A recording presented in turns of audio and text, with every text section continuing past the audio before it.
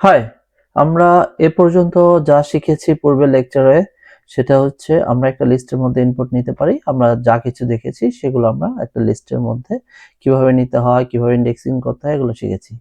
কিন্তু একটু আমরা খেয়াল করি, এখানে আমরা যে লিস্টটা করেছি এটাকে আমরা বলি 1D list, 1D one dimension. ওর শুধু একটাই লিস্ট, যে লিস্টের মধ্যে এক এক করে আমরা নিই। ওয়ান ডাইমেনশন কারণ এটা যদি আমরা মনে থাকে আমাদের ছোটবেলার সেই অঙ্ক, তাহলে আমরা এটা জানি শুধু এক্স এক্সিস, শুধু আমরা একটা লিস্টের মধ্যেই নিচ্ছি। এখন আমরা যেটা শিখবো যেটা হচ্ছে 2D লিস্ট, অথবা আমরা বলতে পারি ম্যাট্রিক্স। এখন একটু কঠিন মনে হইতে পারে, আসলে কঠিন না, আমি খুব সহজ করে বুঝাবো। এই জিনিসগুলো আমাদের খুব দরকার, কারণ আমরা যখন পরবর্তীতে ডেটা সায়েন্সের লেকচারগুলো দেখব সেই ক্ষেত্রে আমাদের এটা খুবই খুবই গুরুত্বপূর্ণ। এই কারণে আমাদের এটা শিখতেই হবে। সো আমরা একটু মনোযোগ দিই, আমরা প্রয়োজনে এখানে এই লেকচারগুলোতে আমরা একটু বেশি সময় দেব, অথবা আমরা বারবার ঘুরে ঘুরে আসবো এই লেকচারগুলোতে। এটা একটু খুব গুরুত্বপূর্ণ। তো আমরা একটা কোড সেল ওপেন করি। এই কোড সেলের মধ্যে আমরা যদি এখন বলি এইরকম মাই লিস্টের মধ্যে আমরা এ যাবৎকাল পর্যন্ত যা শিখেছি 1 2 3 4 5 এইভাবে যদি কোনো ভ্যালু থাকে এবং সেটাকে যদি আমরা প্রিন্ট করে দেই মাই লিস্ট, আমাদের খুব সহজেই আমাদের একটা লিস্ট দেখাচ্ছে। এখানে আমরা খুব সুন্দর করে দেখতে পাচ্ছি যে একটা লিস্ট আছে। এখন তো আমরা এখানে একটা কমা দিচ্ছি, প্রতিটা ভ্যালুর পরে একটা কমা দিচ্ছি, তার মানে ও এক কমা থেকে আরেক কমা পর্যন্ত কমপ্লিটলি এটাকে একটা আলাদা জিনিস হিসেবে দেখতেছে। আমরা এই জিনিসের মধ্যে কি রাখতেছি। এখন আমরা যদি এরকম করি, উপরে আরেকটা ভ্যালু নিলাম এ, যেটার মধ্যে আমি দিয়ে দিলাম 2 2 দিলে 2 না, হ্যাঁ আমি 2 দিয়ে দিলাম। এখন যদি আমি এই 2 এর পরিবর্তে এ বসায় দেই, তাহলে কি আমাদের কি দেখাবে, আউটপুটটা কি দেখাবে? আউটপুটটা আসলে একই রকমই দেখানোর কথা। আমরা দেখি দেখায় কিনা, আমরা একটু এক্সিকিউট করি। এক্সিকিউট করলে হ্যাঁ, আমাদের এক্স্যাক্টলি আগে যা দেখাচ্ছে এখনো তাই দেখাচ্ছে। কারণ কি, আমি এর পরিবর্তে এখানে 2 বসায় দিছি। এখন আমরা যদি এ কে 2 না বসায় এখানে আরেকটা, এর মধ্যে আরেকটা লিস্ট রেখে দেই, এইরকম একটা লিস্ট রেখে দিই যে এ নিজেও একটা লিস্ট, কিন্তু একে আমি এখানে বসায় দিছি, তাহলে কি দেখাবে? তাহলে এই 2 এর পরিবর্তে এই লিস্টটাকে এখানে বসায় দেওয়ার কথা। দেখি আমরা সেটা করে কিনা। হ্যাঁ, আমরা দেখতে পাচ্ছি ও 2 এর পরিবর্তে এখানে এই লিস্টটা বসায় দিছে। এখন যদি আমরা এরকম করি যে b equals to এখানে আরেকটা লিস্ট দিয়ে দিলাম 3 4 5 6 এরকম দিয়ে দিলাম। এখন বিটাকে আমি 3 এর পরিবর্তে বি বসায় দিচ্ছি।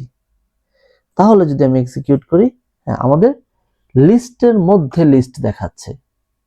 তো এখন আমি যদি আই দিয়ে গণনা করি, যে একটা লুপ যদি লিখি এরকম করে, ফর আই ইন রেঞ্জ 0 থেকে এই লিস্টটা যত বড় তত দূর পর্যন্ত যাবে। তো এই লিস্টটা কত বড় আমরা কিভাবে জানি?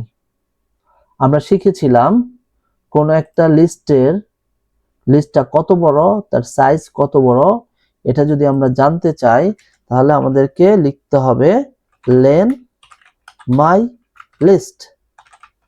তাহলে বলে দেবে আমাকে এই লিস্টটা কত বড় সাইজ। তো এই লিস্টটা কত আছে, যদি আমরা 0 থেকে ধরি, 0 1 2 3 4, সরি হ্যাঁ, আমার এই লিস্টের মধ্যে কয়টা এলিমেন্ট আছে, আসলে লেন বের করে হচ্ছে লিস্টের সাইজ কত। তাহলে এলিমেন্ট আছে 5টা, ও বলবে 5।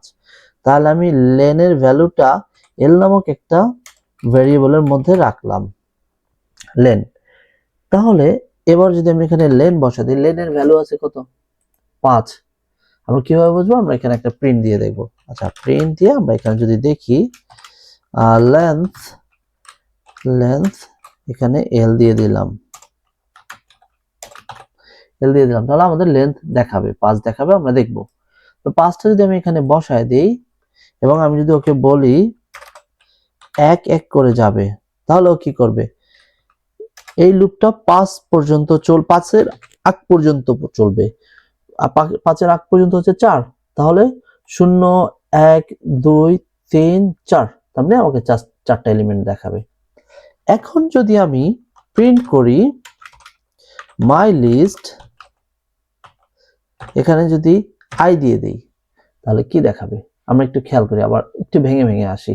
আচ্ছা, আমরা যেটা করি আগে এই লিস্টের মধ্যে 2 3 রাখি বোঝার সুবিধার্থে, 2 3 রাখি, 2 3 রেখে আমরা একটু একটু করে দেখে আসি।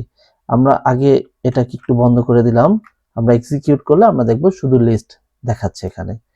তাহলে আমরা যদি আরেকটা লাইন এখানে লেন দেখতে চাই, যদি এখানে আমি একটু কেটে দিলাম শুধু লেনটা, আচ্ছা লেনটা আমরা একটু প্রিন্ট করে দেখি, এখানে লেন কত আছে, লেন্থ কত আছে আমরা যদি দেখতে চাই, তাহলে আমাদের বলতেছে লেন্থ 5, মানে আমাদের 5টা এলিমেন্ট আছে এখানে।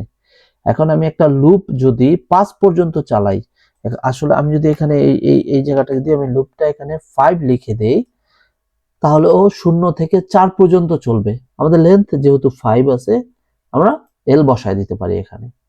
তাহলে এটা হচ্ছে খুব সহজ যে আমি লেন্থ বের করে যা বসায় দিব, 0 থেকে যদি চলতে থাকে পুরো লিস্টের সব এলিমেন্ট গুলো দেখাবে।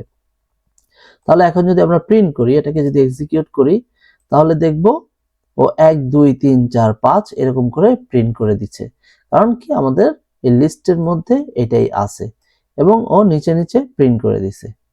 এখন আমরা যদি 2 এর পরিবর্তে বসায় দিই এ এবং 3 এর পরিবর্তে বসায় দিই বি, তাহলে ও কি প্রিন্ট করবে, তাহলে আসলে প্রথম প্রিন্ট করবে 1, তারপর প্রিন্ট করবে এই লিস্টটা 2 3, তারপর প্রিন্ট করবে এই লিস্টটা 4 5 6, তারপর 4 5। দেখি আমরা সেটা প্রিন্ট করে কিনা, এক্সিকিউট করি, হ্যাঁ আমাদের ওইভাবে দেখাচ্ছে এখানে। তার মানে কি, আমরা একটা লিস্টের মধ্যে আবার লিস্ট রাখতে পারি, লিস্টের মধ্যে আবার লিস্ট রাখতে পারি। এটা আমরা শিখলাম যে এই জায়গাটায় আমরা যদি এখন এটাকে সমান করে দেই, প্রতিটাকে যদি আমি সমান ভ্যালু দিয়ে দিই, আমি এখানে শুরু থেকে যাই, আমি যদি এখানে বলে দিই 1 2 3 4 5 এবং এটাতে যদি দিয়ে দিলাম 6 7, না আমি 1 2 3 করে যাই, 3 পর্যন্ত রাখি, বেশি জটিল না করি। তাহলে এটাকে দিলাম 3 4 5, এখন আরেকটা নিলাম সি লিখে দিয়ে দিলাম 6 7 8। এখন যদি আমি প্রিন্ট দেই, এক্সিকিউট করি এবং এখানে 4 এর পরিবর্তে যদি সি বসায় দিই, তাহলেও কি দেখাবে, প্রথমে দেখাবে 1, তারপর 1 2 3, তারপর 3 4 5, আচ্ছা এটা 4 5 করে দিই একটু বোঝার সুবিধাতে, 4 5, এখানে 6 করে দিলাম, একটা সিকোয়েন্স রাখি 6 7 8 9, তাহলে ও এই তিনটাকে দেখাবে, তারপরে সর্বশেষ 5 দেখাবে। দেখি এক্সিকিউট করে ওটা দেখায় কিনা, হ্যাঁ আমাদেরকে দেখাচ্ছে, তিনটা দেখাচ্ছে। তারপর একটু খেয়াল করি, আমরা যদি এখানে লেন্থটাকে কমায় দিই, এটাকে শুধু এবিসির মধ্যেই রাখি, তাহলে এক্সিকিউট করলে ও আমাদেরকে এক্স্যাক্টলি একটা 3x3 ম্যাট্রিক্স দেখাচ্ছে, যে তিনটা তিনটা তিনটা এদিকে তিনটা 3x3 ম্যাট্রিক্স। এখন এটাকে আমরা একটু সহজ করি, যে তাহলে আমরা কি করতে পারি, একটা লিস্টের মধ্যে আরো লিস্ট দিয়ে দিতে পারি। সো আমাদের এবার আমরা চাইলে এখানে এই এর ভ্যালুগুলা আমরা এইভাবে না দিয়ে, যদি আমরা এই কথাটাকে সরাসরি এখানে দিয়ে দেই, তাহলেও একই কাজ করবে। এটাকে আমি সরাসরি এখানে দিয়ে দিলাম, আর সির ভ্যালুটাকে আমি সরাসরি সিতে দিয়ে দিলাম। এবং আমি এগুলাকে রিমুভ করে দিলাম। এখন এক্সিকিউট করলে আমাদের সেই একই জিনিস দেখাবে। আমি হচ্ছে স্টেপ বাই স্টেপ যাচ্ছি কিভাবে মানে আসলে ম্যাট্রিক্সটা কিভাবে ফর্ম করে প্রোগ্রামিং এ।